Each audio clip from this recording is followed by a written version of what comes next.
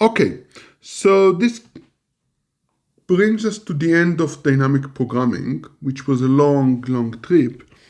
So maybe a short summary of what we encountered and when we can use dynamic programming. So dynamic programming, you can think about it as just using recursive formulas together with memorization, right? That's really what we did to get efficient algorithm. Usually we took the last step of converting explicit memorization into an iterative algorithm, but as far as asymptotic efficiency, it doesn't really matter. And more importantly, this is the easy step. The hard step is coming up with the recursive formalization that is friendly to memorization. Once you did that, the rest is, busy work. It's important busy work, but it's busy work.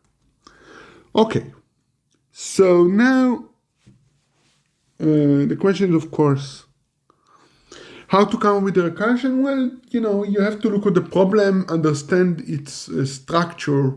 In particular, usually you look on the optimal solution, you prove something about how the optimal solution look like, how can you break it up, what properties some substructure of it must hold, and then you try to put it together and get recursive structure. And of course, we need to recognize when you can apply it. So some tips. Cases where this work is when there is a natural ordering on the underlying problem, like longest increasing subsequence, edit distance, matchings of strings, stuff like that. If you're having a problem on trees have natural way to do divide and conquer, because you remove a vertex from a tree and it breaks the tree into subtrees. So this is a very natural way to do it. And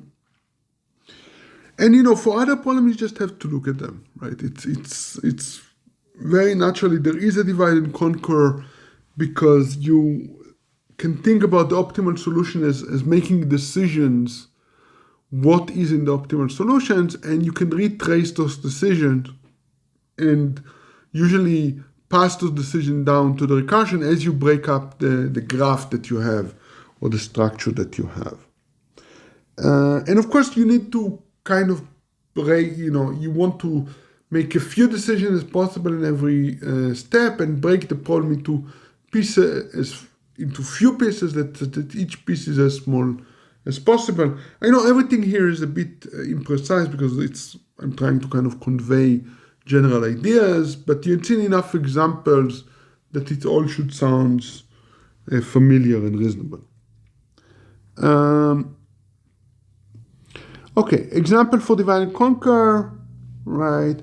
You can start asking things like, okay, what happens if I break the longest increasing subsequence in the middle? Well, you need to kind of compute the sequence on the left side and on the right side and then glue them together somehow. This is not the way we did it because it becomes less efficient, but it's definitely a valid way to attack this problem. Sequence alignment, we can do the same thing. We can break them in the middle. Again, it would lead to a solution. It would be less efficient, but it's a completely valid solution. Independent set in a tree, what happens if you remove a vertex and you decide whether it's inside the independent set or not? Right, we saw that. And so on and so forth. Okay?